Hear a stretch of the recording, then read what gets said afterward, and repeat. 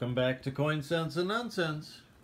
Today, well, coin roll hunting in the age of COVID-19. Probably not a good idea to be going to the bank, and in California we're kind of like on house arrest almost now, so I don't think it's considered essential business to go to the bank and say I want $50 or anything. So here we are. I'm going to open some vintage rolls. Well, it's not super vintage for some of us, 1970s, but still pretty cool. And so this could be either large date or small date. I'll show you, I'll explain what the difference is between the two. There are some other varieties to look for on this coin. But the highlight, I think, is going to be the toning. So maybe I can get some better lighting and show that off. But woohoo! So let's delve into this. I might use the tripod here or something. I haven't decided yet how I'm going to do this, but we'll be back.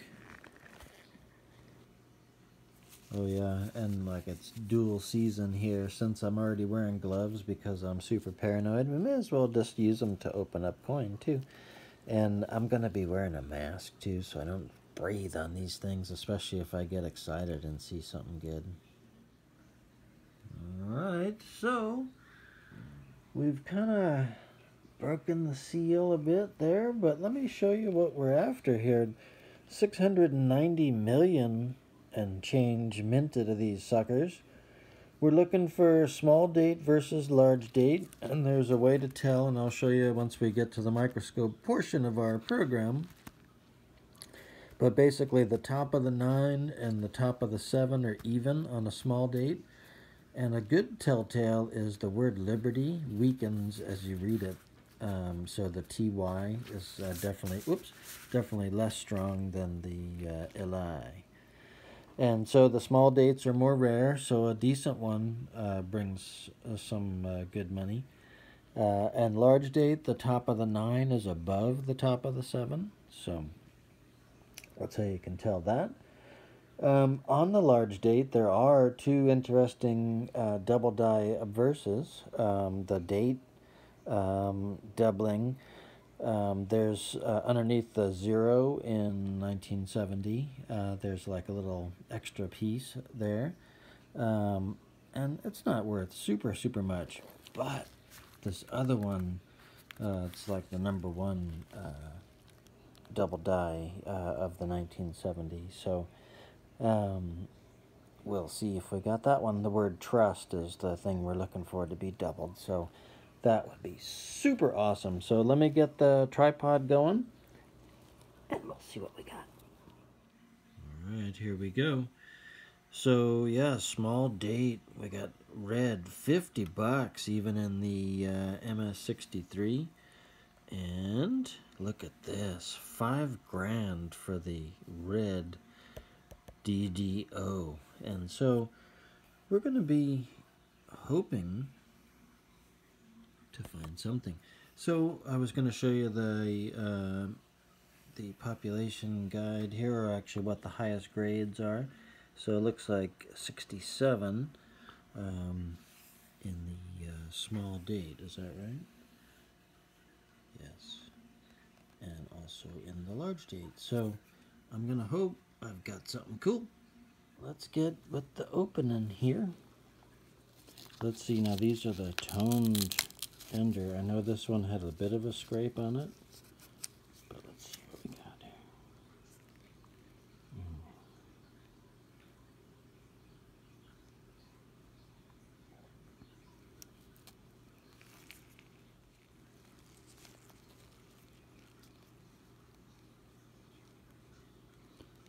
Alright, so like as I say, I'm gonna lay them out here. I don't think I can do this on camera without messing these things up. I don't want to do that. So I'm fully gloved and masked. I've got my PPE. Alright, so we've got them all sorted through. And we've got a little pile going over here. These are the kind of ones I want to take a closer look at. Some of the nicer condition, the toned ones, whatnot.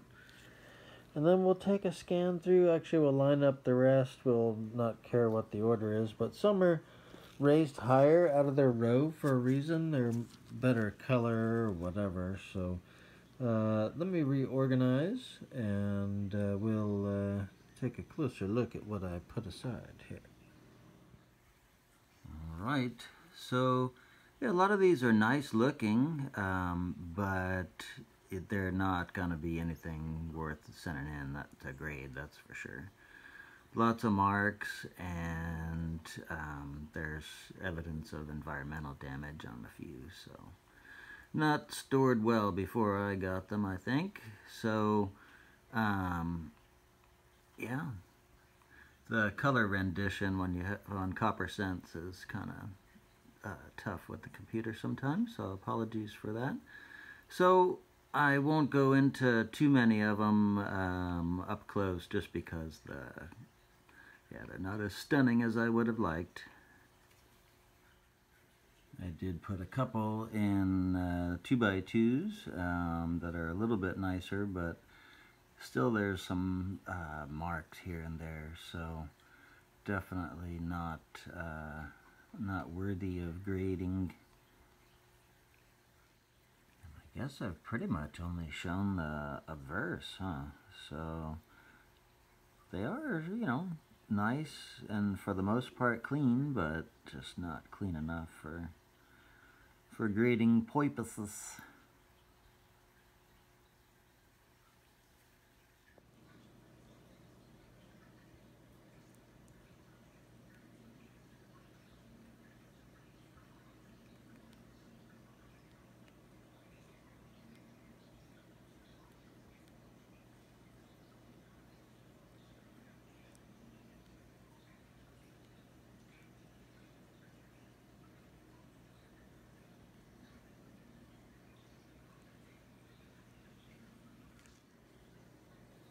These are the ones that either have something weird with them, or I thought they were better ones, or they were the toned ones, like that one.